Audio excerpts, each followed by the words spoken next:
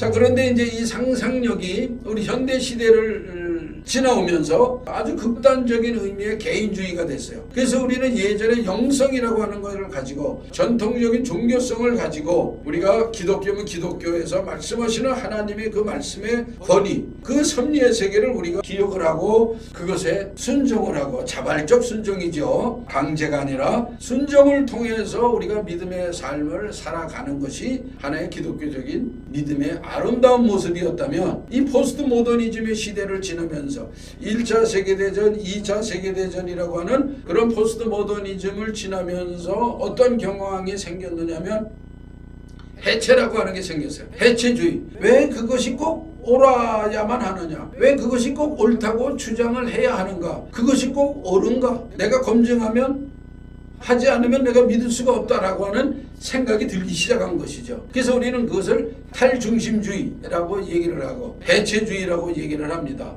그렇게 하면서 우리가 살아오다 보니까 프란시스 셰퍼 선생이 얘기한 것처럼 자신도 인식하지 못한 채 절망선에서 내려왔다는 거죠. 절망선. 그러니까 예전에는 하나님을 향한 신앙, 예수 그리스도를 향한 그 믿음, 그 은혜, 성령의 인도하심, 이런 것에 역사하심을 우리가 믿고 살아갔는데, 시대적인 비극, 전쟁, 갈등, 개인적인 어려움, 이런 것들을 통해서 과연 신이 있는가? 신은 있기나 한 것인가? 뭐 이런 거죠. 과연 우리가 구원 받은 것이 이게 의미가 있는 것인가? 예수님이 나를 위해서 죽으셨던 것을 믿는다는 게 과연 이게 논리적으로 맞는 것인가? 다시 한번 우리가 의문을 가져보고, 이거는 데카르트가 얘기했던 방법론적 회의, 방법론적 의문이 아니라 이거는 본질적인 의미에 말하자면 허무주의에 들어간 겁니다. 허무주의. 그러니까 거기에는 신, 하나님에 대한 신앙과 하나님을 바라보는 그 영성 자체가 이제는 흐려지고 허무주의, 진리는 없다라고 하는 허무주의요. 이것이 이제 하나의 시대적인 정신으로 들어와서 셰퍼가 말씀하기를, 바로 그 위에서 어떤 그 위에 숨을 쉴 수 있는 그 수면으로 우리가 나가서 살다가 이제는 수면 밑으로 내려온 것과 같은, 그건 이제 절망선이라고 표현을 합니다. 절망선으로 내려온 것이 바로 지금 현실의 20세기, 21세기의 삶이 아니냐라고 얘기합니다. 그러니까 여기에 대비하자면 우리의 상상력은 지금 어떤 상상력이냐?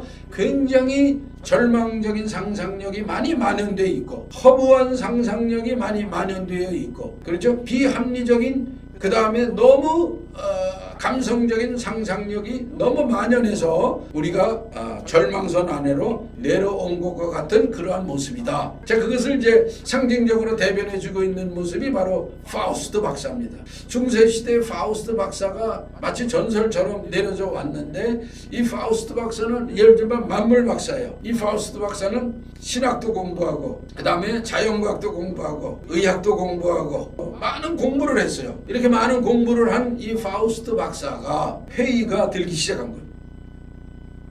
그러니까 이 파우스트 부활절에 종이 땡땡땡 울립니다. 그러면 다 거리에서는 부활의 축하, 부활의 찬양을 올리는데, 이 파우스트 박사는 지금 고민을 하고 있어요. 과연 내가 지금 여태까지 이렇게 많은 공부를 하고 세상의 모든 지혜를 통달을 했다고 하지만 과연 내가 아직 얻지 못한 게 있다. 그게 뭐냐? 그것이 바로 젊어지는 생명. 그것에 대해서는 내가 아직 소유하지 못하고, 거기에 대해서 내가 아직 모른다. 과연 누가 나를 이러한 그 가능성의 문을 열어줄 것인가? 그때 이제 나타난 것이 바로 메피스토 펠레스예요. 그 메피스토 펠레스가 오케이, 네가 원하는 건 내가 다 주겠다. 그러니까 나랑 계약하자. 지금 여러분들 화면에 보시면 메피스토 펠레스와 파우스트 박사가 있고, 파우스트 박사가 지금 서명하는 그 모습입니다. 그 장면이에요. 그래 끊임없이 파우스트 박사는 나는 늙어가지만 이제 메피스토 펠레스가 나에게 주는 그 생명의 힘으로 젊어져가지고 이제는 젊은 여인과 사랑도 할 수 있고, 나의 생명을 갈구할 수 있고, 나의 청춘을 불사를 수 있는 그런 삶을 살게 될 것이다. 그러죠? 지금 이 화면에 나오는 그 장면입니다.